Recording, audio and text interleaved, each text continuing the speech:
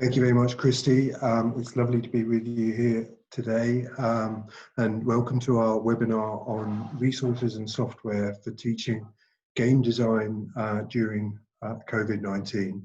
So everything we're going to talk about today is immediately available for you to use for free.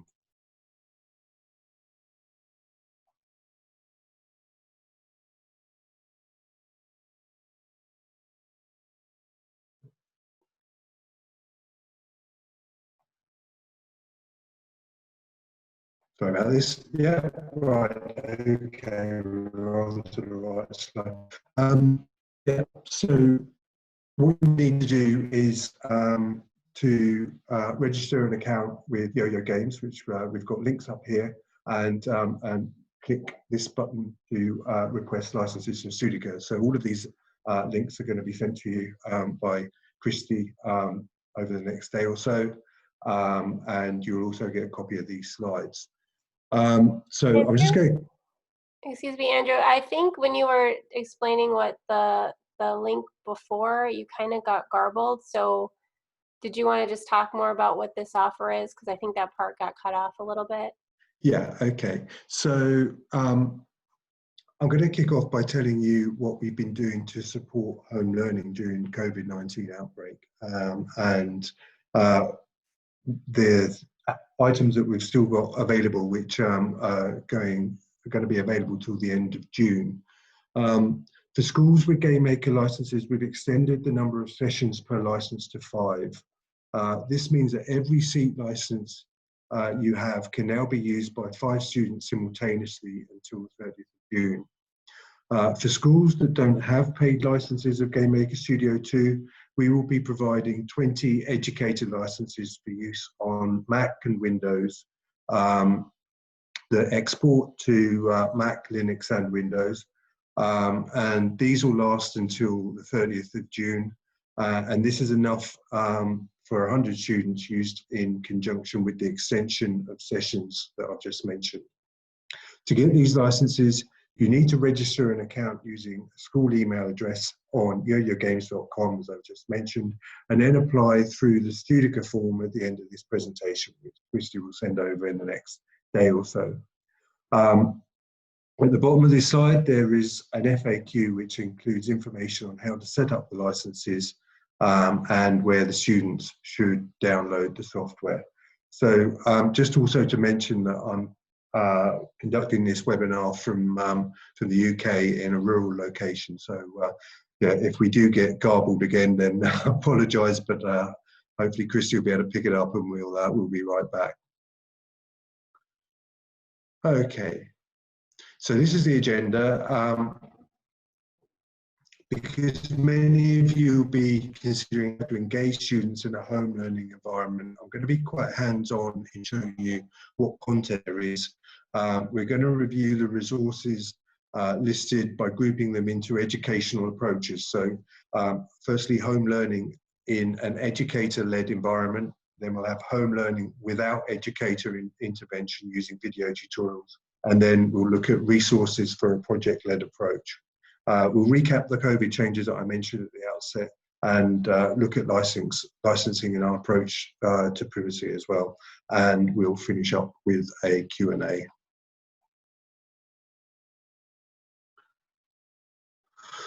Before we get to the educator resources, I'd just like to provide a brief overview of GameMaker Studio 2. It was first developed in 1999 for use in education, and we recently celebrated the 20th anniversary of GameMaker. It's an easy-to-use 2D game-making tool, and being 2D is important for learning because it removes much of the complexity. Drag-and-drop system for no-code development, so students firstly understand the fundamental building blocks and can progress to coding when they're ready, letting them progress seamlessly without hitting the walls. So it's a good sort of interim between something like Scratch, which can be very simple, and then you move on using drag and drop, and then into GameMaker language. So we have our own custom GameMaker language This is a JavaScript-like language, and it's based on C and designed to be easy to use for game design and simple. There are free teacher resources that teach the fundamentals of coding and help students to build their own games step by step. There's a marketplace where teachers can download free and paid assets, tutorials, and demos, which are complete game projects, which are available to investigate and modify. These aren't necessarily, though, as everything you need is available in our educator materials and free tutorials. There's a large active community with a forum and social media and beginner tips for the pros. Big studio credibility, so students can see hundreds of real games with many multi-million sellers that have been made with GameMaker. The link here takes you to our showcase with award-winning games, including the iPad Game of the Year for 2019, which was Hyper Light Drifter, that was made with GameMaker. And we receive over 1,000 new users every single day, with 90% of them being beginners. So while we're a professional tool, we are at the same time a foundation tool. We've actually seen quite an uplift in that actually over this COVID period. We're now seeing around about 1,300 new users every day. So we ran a survey of 150 educators, and this is what they got back to us with when we asked them how they approach the teaching of game design. In a home learning situation, the first three situations are most appropriate, so we'll look at the options for each. First up is making a game step by step with the teacher leading, where the educator provides guidance on the teaching of coding, and this is reinforced with step-by-step tutorials. It comes with an assessment structure and homeworks, and this is the approach taken by our educator resources, and we require the educator to run online tutorials to go through the slides. There's a lot of flexibility in how you teach this. The game design component can stand alone without the teaching of coding, maybe enabling that to be brought in later when schools return. Next is making a game step by step using video, and this is an approach that solely relies on video tutorials, where users build and extend games starting from no knowledge with drag and drop, and then progress into making these games using GML coding or GameMaker language coding. While there's no formal framework for learning code, the students are learning the skills in a more hands-on way, so educators may need to provide some structure to what they've learned afterwards using the educator classroom materials. These tutorials are mainly used by consumers, so the educator will need to decide how they're going to gauge progress, although exporting the game or submitting the project file by the student for evaluation is likely to be sufficient. Finally, we have an approach of setting a project for students to interpret, and this is actually the most popular approach, but in lieu of having students being able to work in groups, I would reserve this approach either as a follow-up to the two previous approaches or maybe for older classes with higher problem-solving skills. For this approach, I'll show you the resources that can provide guidance and inspiration.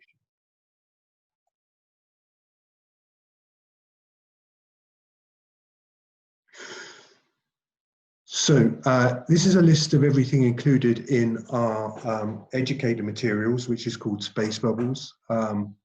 It's a drag and drop based scheme of work where students work on one project over the course of 8 lessons.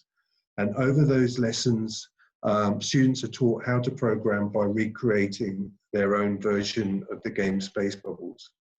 It's aimed at children aged 12 to 16, but can be used for older and younger, and it's been developed by Terry Watt, who is a teacher and formerly a game designer.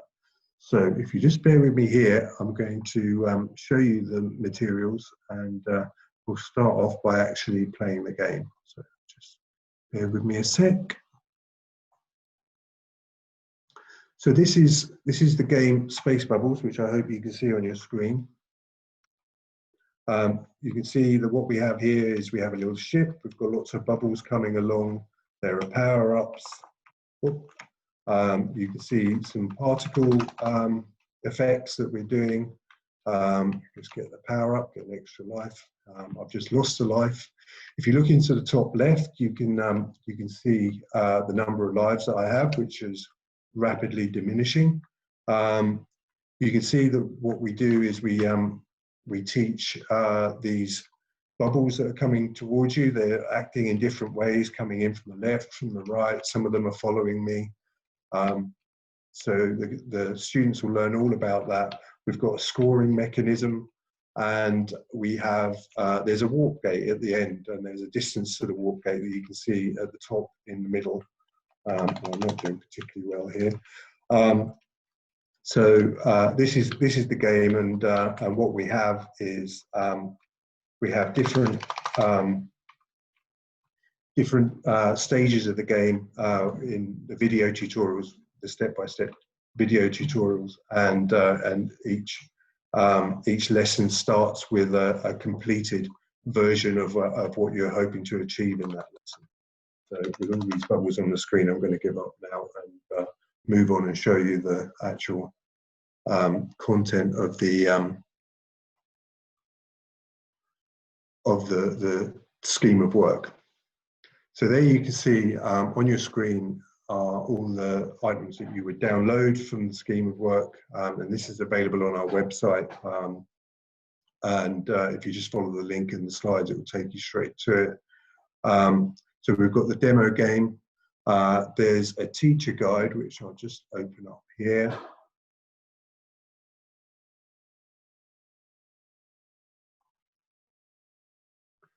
So what we can see in the teacher guide is overview of the scheme of work. Talks about how the students learn and the approach to learning. There's a detailed delivery guidance, so you're able to go through the slides that are provided and time it. First half of the lesson is talking about going through the slides that are provided. The second half enables the students to start work or continue work on making the game. So it's based on 1 hour lessons, 8 1-hour lessons. There's also just come further down here just through these slides, and we'll come through to the tutorials, the extensions, and the challenges. So we've got 6 tutorials which make the basic game, and then we've got extensions which once you've made the basic game, you can then start making the extensions, and then the challenges as well. So these are for more advanced or faster moving students, or students who are spending a lot more time on it, to be able to get to the end. But the tutorials are in video format, and the extensions and the challenges build on that with PDF-based guidance. So I'll just close that down. I'll show you the lessons that we have. So we've got, going to the first one, which is this PowerPoint. You can see there's a homework here, and we have introductory lessons. In this case, we start talking about computational thinking and some of the terms that are used in the early stages. And you can see the homeworks. The homeworks don't require the use of a computer or even the internet. And they certainly don't require the use of GameMaker for students to work from home. So what we do with the homeworks is, the first one is, there's 3 homeworks. The first one is based on mixing and matching key terms. The second one is thinking about the process of making a cup of hot chocolate. And then the second is thinking about how you would program that in, the process of making a cup of hot chocolate, and interpreting also some of the commands that are provided on GameMaker. So just close that down.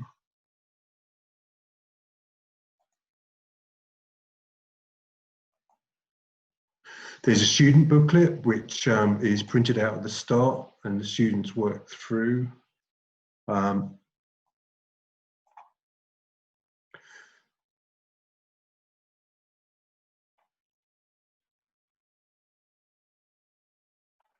you can see they fill in the information, and here we've got an assessment structure. So this is for the students to self-assess and also peer assessment, which is probably better done in a classroom situation. That might be a little tricky with them working from home, but also for the teacher to undertake a final assessment as well. So what I'm going to do just now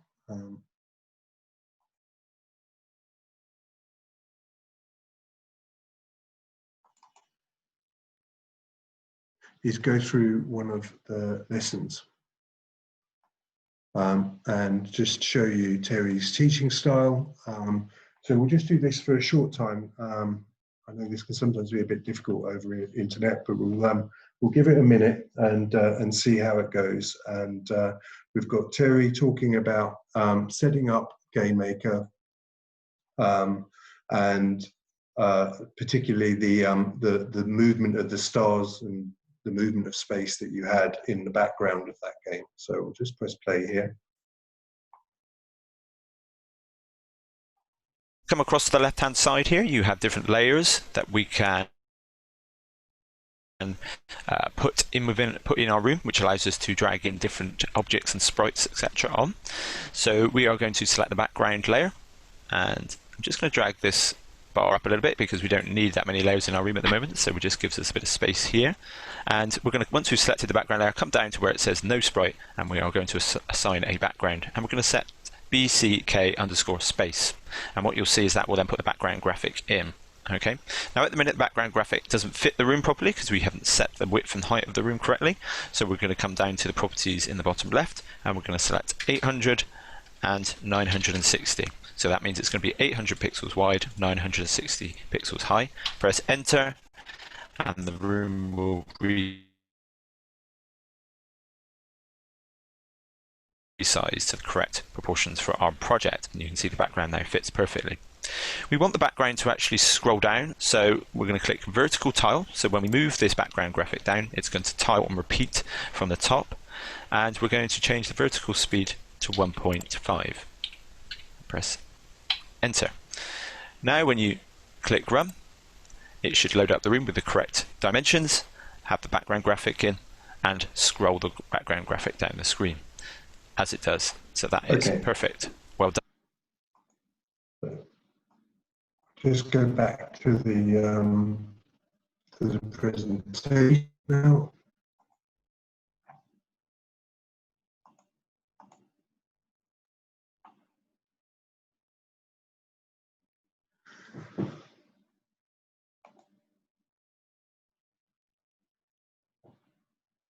So that was the educator materials.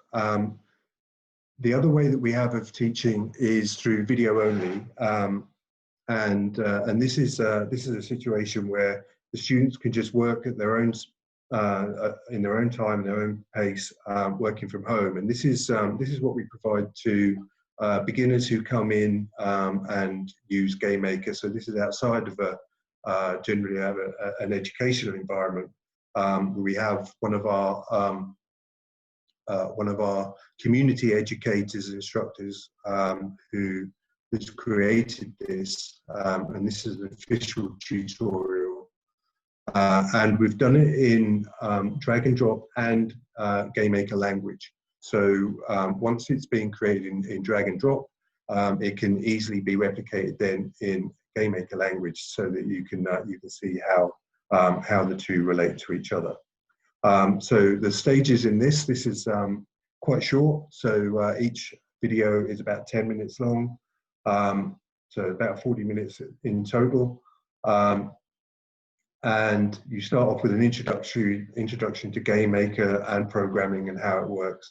Then you can set up the movement, and then attacking and collisions, then scores, lives and effects, and finish off with sound effects and some of the polishing.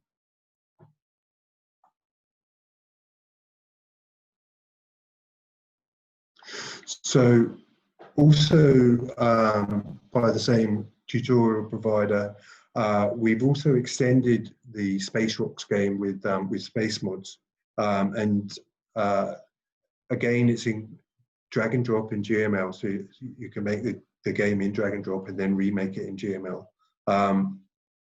And we have these extension videos that show you how to make power-ups, enemy ships, cameras, parallax or layered backgrounds for a 3D perspective, and also some visual effects, so the particles, and also screen shake. And this can actually be quite helpful in teaching the challenge tutorials and the extension tutorials in the space bubbles, because there's a lot of crossover here. So so this can be quite useful to those students. Interesting comment that we had here from one of our community who commented on Twitter to say that that actually this was the point at which they really felt as though they were able to start creating their own games and trying different things that they'd come up with themselves. So it's, this is where they sort of leave the rails, if you like.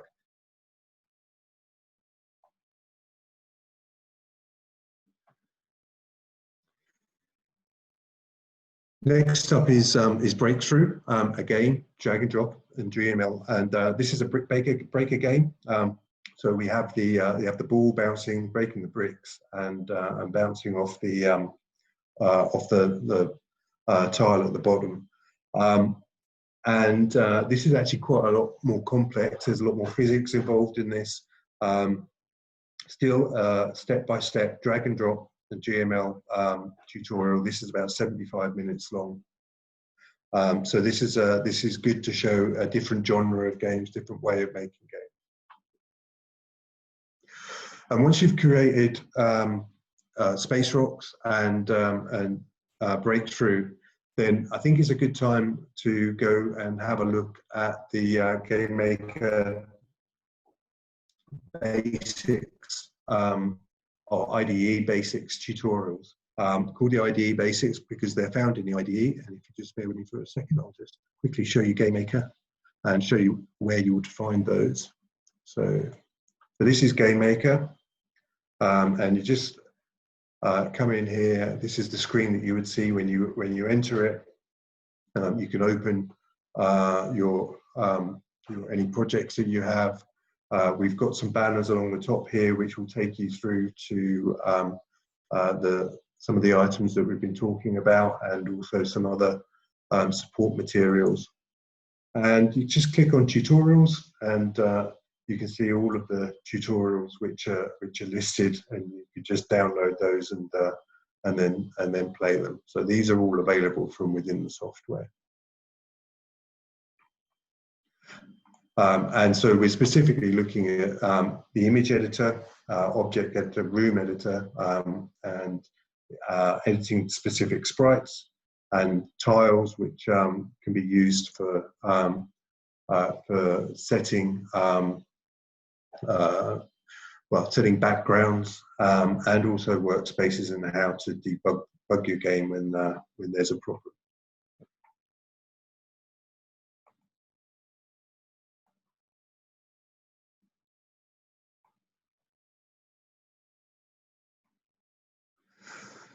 So moving on to the next type of game that's available, and this is a platformer game, and this is GameMaker language only. So this is slightly more advanced. It starts at beginner level and then moves through to intermediate level. What we have here is two videos which are approximately 30 minutes, and you receive all the assets and everything that's required to make this game as well. And this is created by Sean Spalding, who is another of our community tutorial makers. And Sean actually has his own platform tutorial video. And what we've done is we've created our one to sort of segue into Sean's own platform tutorial. And Sean's is over 27 videos.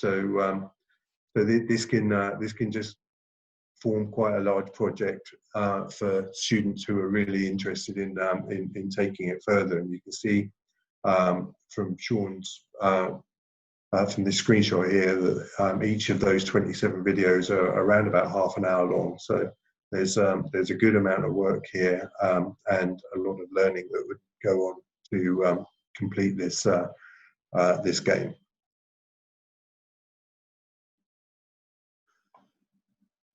So with project-based tutorials, you can set a theme and see how your students interpret it based on a marking scheme. So the marking scheme could be based on interpretation of the theme, complexity or functionality used, playability of the game, coding practice, and creativity.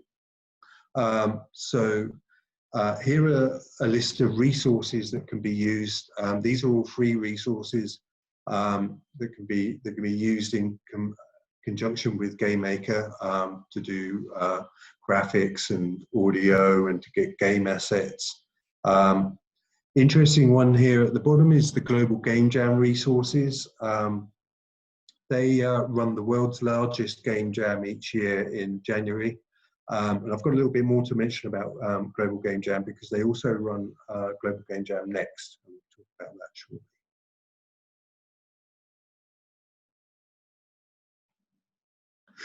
And this is our learning hub, the yoyogames.com/learn page. This is a central repository for video tutorials, written tutorials, official and third-party tutorials as well. So they're all in one place.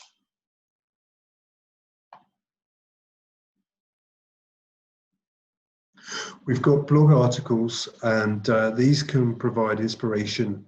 They're created by our team, and also we work with professional developers alike. So these can fit in well with particular Space Bubbles and Space Rocks tutorials for improving those games and making adjustments to those games. You can read how a pro might take an approach to making a game and to introducing features, or just do one of our coffee break tutorials, which will show you something like particles or lighting or cameras, so that you can introduce some new functionality into your game.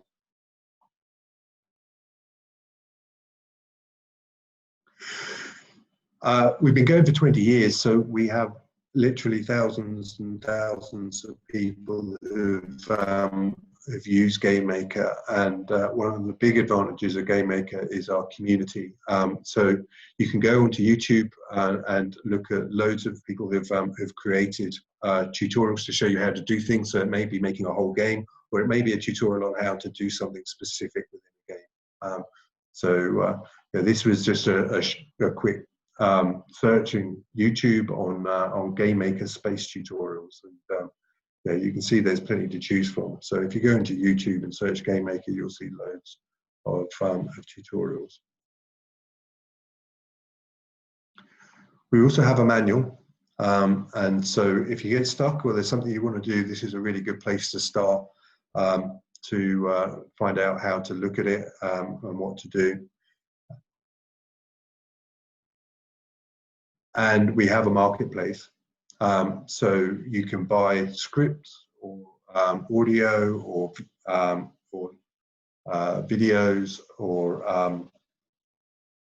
sprites, and as I mentioned before, demos, which are entire games that you can go in and play around with. And as you can see from this sample, some of them are paid, but there's also a fair number on there that are free as well.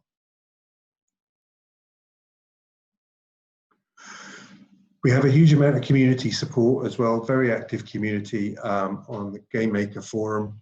So if you get stuck, you can ask a question, and usually very quickly you'll receive a response from someone who's been in exactly the same position as you have, or you as a student. And I mentioned Global Game Jam next. This is coming up in July. This is the third year that they've been running this. It's aimed at school-age children, and they're currently signing up jam leaders. So the game jam lasts for 2 weeks from the 13th to the 24th of July. We're providing education licenses for that, and more information will be provided once you sign up. And what you receive from GGJ Next are a week of teaching videos and worksheets to guide and teach your jammers, extension tasks for kids who want to take their learning further, a week of guided game jamming, support for industry mentors, support from industry mentors, support from the Global Game Jam Next staff and volunteers, and also a Discord server for participants with their own private channel to support your jammers through the 2-week event.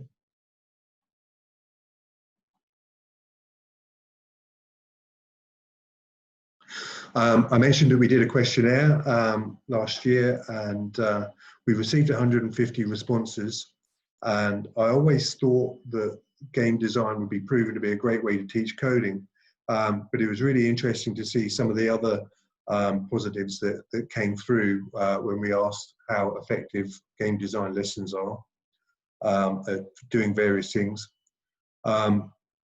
So learning engagement came out at 94.6% of respondents saying its effectiveness is somewhat effective or better. Individual confidence in students, 94%. Teaching planning, 91.4%. Teacher-student bond at 90.6%. Learning programming languages at 89.3%, and improving class behaviour at 86.7%. So there's a lot of benefits beyond the just the standard teaching of coding.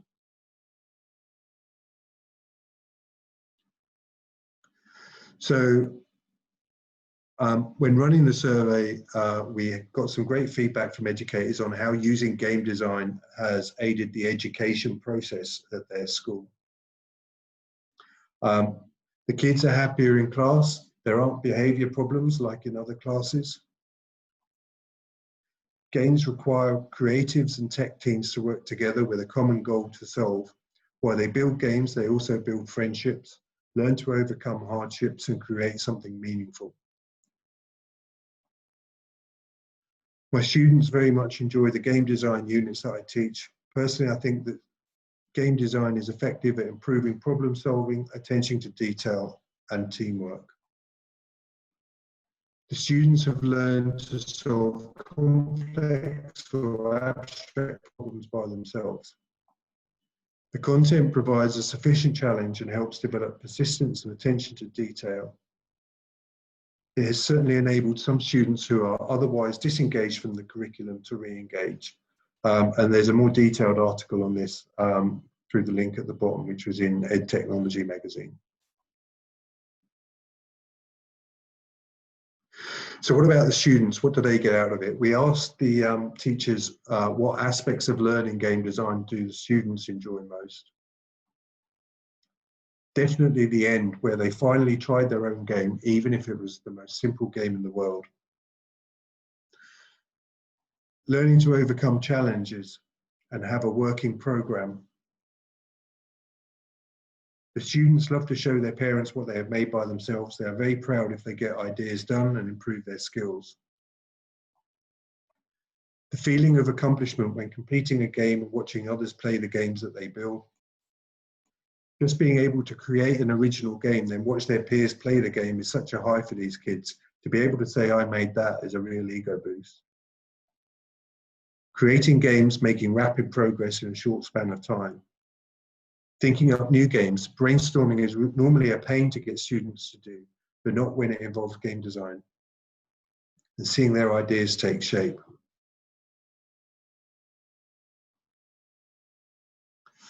So this is where we look at the classroom licensing options. We have 2 types of license available, and these can be purchased through Studica. There's the educator license, which is a desktop license, which works on Windows and Mac and enables you to export your games to Windows, Mac, and also to Linux. The Achiever has advanced licenses in it, so it includes the desktop license, but there's also mobile, web, HTML5, and UWP, which is a Universal Windows Platform, which enables you to actually create Xbox One license games rather through the Xbox One Microsoft Creator Program. So there are 1 year and 2 year options. The seats are based on concurrent use, so they can be used for multiple classes. So, for example, if you have a classroom with 20 computers on it, you can have multiple groups of 20 students going in and using that over the course of a week. And just to recap, for the COVID licensing, there's 5 sessions per seat that we're allowing up until the 30th of June. And also you can apply to receive, if you've not already got GameMaker, you can apply to receive 20 licenses that last through to the end of June as well. So that gives you another month. And then if you're still interested and having good fun with it, and the students are liking it, then maybe try out the Global Game Jam next Game Jam that happens in July. You can allocate seats and then revoke them centrally to enable the allocation of licenses to students in a home working environment.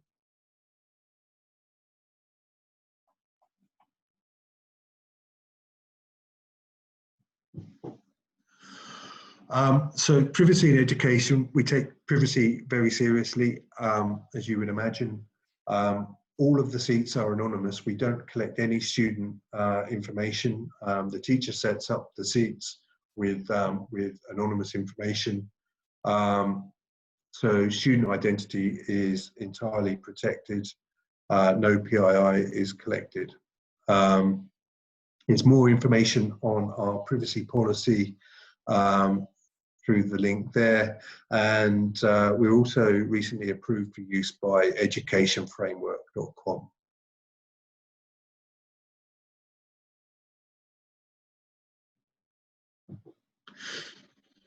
So, as a thank you for attending our webinar and making it to an end, not only would you receive the GameMaker licenses as an educator, we also provide our educators with teacher licenses, and these are perpetual licenses that you can use for evaluating GameMaker and trying it out. And we're also providing that license with access to any betas. So we don't put access to betas on the student licenses, because obviously you wouldn't want that to happen, and student suddenly downloads a beta. But for the teacher licenses, you have access to the beta, so you can see what forthcoming functionality we have coming up. Yeah, we've got quite a big release coming up in the next couple of months. So this is going to be particularly useful over the coming weeks. So you'll have availability. So you'll have access to the next version of GameMaker. We're expecting from the end of June.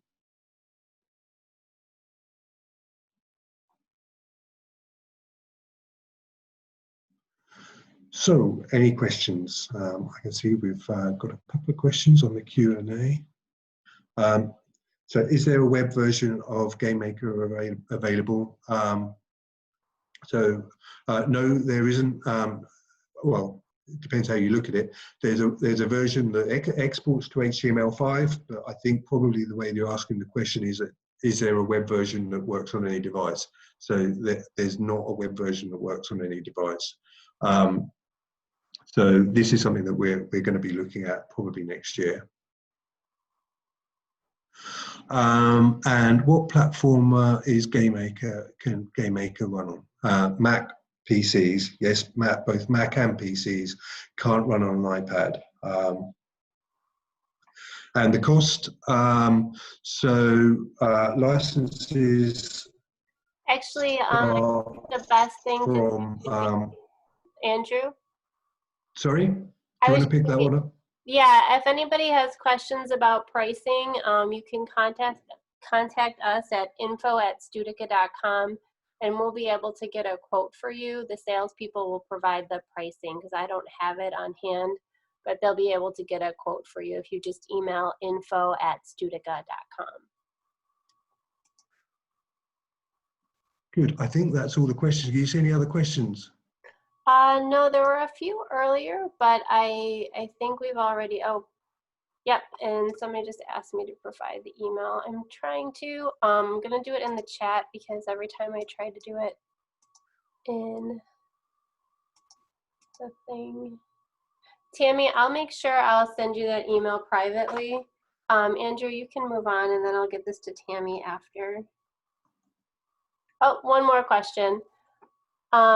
Andrew, you said there's a new version coming out at the end of June. Can you just kind of repeat that? Yeah, so we've got a new version of GameMaker. Well, it's additional functionality. So we've got what we're calling sequences. So this is the animation software which is going to be built into GameMaker for making cutscenes. So it's going to be available on the teacher's beta from the end of June. And so you'll be able to play around with it. We've got some video tutorials. So actually we've got another webinar coming up on the 30th of, actually towards the end of June. I think it's the 30th, isn't it, Christy? Yep, And, the 30th. and we'll be talking about that in more detail. But yeah, the big change to that is this new sequences functionality. And there's a couple of very minor changes to the IDE, but we'll be covering those as well. So not much of a change within GameMaker itself, but mainly just the introduction of sequences. And Andrew, one more question. What grade levels does GameMaker support? So if we're looking at ages sort of 12 through to 12 to 14, 15 is probably where the educator material sits. So yeah, you can also have slightly older students, and they'll probably make greater progress and maybe take more of the, so age 15, 16, you'll probably be doing more project-based work and using the educator materials to get them started. But we also use a university, so we're more used as a design tool at university. So middle school or high school. So yeah, we used it both really. We used it both. So as I say, the middle school is probably where you would take the step-by-step educator materials, and high school we take more of a project approach. It looks like one more question. How difficult is this to teach to middle schoolers that maybe don't read so well? I think I really don't know is the answer to that question. It may be challenging. You may find that it's going to take quite a lot longer if you were to try this. But certainly, the very first tutorial that you saw was just making a very basic background. You could give that a try and see how you get on. But I think it may be quite difficult, particularly if it's dyslexia, maybe to have because the students are going to have to be able to read the IDE and to be able to follow it. It is very hands-on though, so might be interesting to see how you get on with that. I'd be interested to hear. Okay, and then the other question, and next year they're going to have 2 separate periods that are game design classes. Would the student licenses be good for both periods, and how does the student licenses work? Yes, so if you're using the same devices, well, actually, so long as the logins aren't being used simultaneously, so if you've got, well, you said they're 2 separate periods, so so that would be fine. If you're using the same devices, you just you download the software initially onto the devices, and the students go and log in with their IDs that you've provided to them, and that would work fine. So if you've let's say you've got 20 devices or 20 classes of 20 students, then you buy 20 licenses, and both classes will be able to use those licenses. There is a setup for GameMaker that ensures if they were using different classes that you can auto log off. Okay, so. Yes, so yeah. Okay. Yeah, okay. So yes, that would be correct. If you can have 2 separate students will log in at different times, they can use the same license.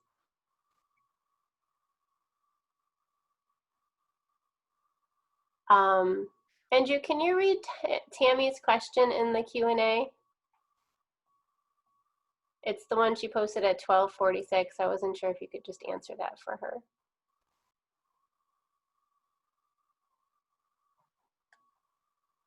So, sorry, Christy? Yep. Tammy posted a question, and I think it just might be easier if you read it in the Q&A, or I could read it to you. Oh, the reason I'm asking, is Yeah. that the one? Yeah, okay. Is there a lot of companies that have a lot of work, for example, to engage, and the teachers and students become very frustrated? So what we have is, well, initially what you can do is build a very basic version of the game using the educator materials, and that's over 6 one-hour periods. It might actually be better to have the teacher working with the students and maybe take on the Space Rocks game, because that whole game is designed to be created in 40 minutes, and you'll start seeing the ship moving around and doing things within 10 minutes. So if you want to have a situation where you're able to see things happening and improving quite quickly, then I would maybe give the Space Rocks video tutorial a go. And obviously, if you're needing to provide a lot of close support with the students, then you might need to do that. Yes, so they're not pre-built platforms; they build them from scratch. Yes, this is the next step on from the type of Scratch. Actually, is the name of an system I'm sure you're aware of. What you have with Scratch and Roblox and Minecraft, they tend to be a lot more pre-built, but this is actually having the next step on from those. So students are learning some programming fundamentals within those programs, and then the next step is something like GameMaker, where they're actually starting to build their own game. They're creating their own sprites if they want to, or using sprites or finding sprites, and so they have a lot more control over the game. So it's a more advanced tool, but it's the next step before you would then move on to one of the big 3D tools such as Unreal or Unity.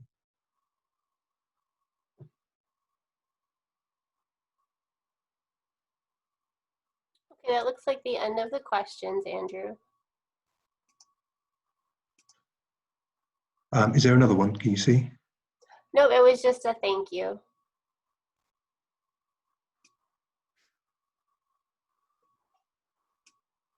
But if you want to move forward, we can do the closing slide. Yeah, I can't see any more. Yeah, okay, next slide. There you go. Okay, so again, thank you so much, Andrew, and thank you everyone who took the time to attend today. If you do want any more information, if you have questions or you would like to request a quote, you can email us at info@studica.com or call us at 561-7521, and we will be happy to help. Also, again, just to reiterate, I will be recording this webinar, and I will send you a link to the recording, the slides, and any of the links that are mentioned in the presentation. So if you do have any questions at that point, feel free to email. Just reply to that email, and we'll get that taken care of for you. And again, thank you so much, and have a great day.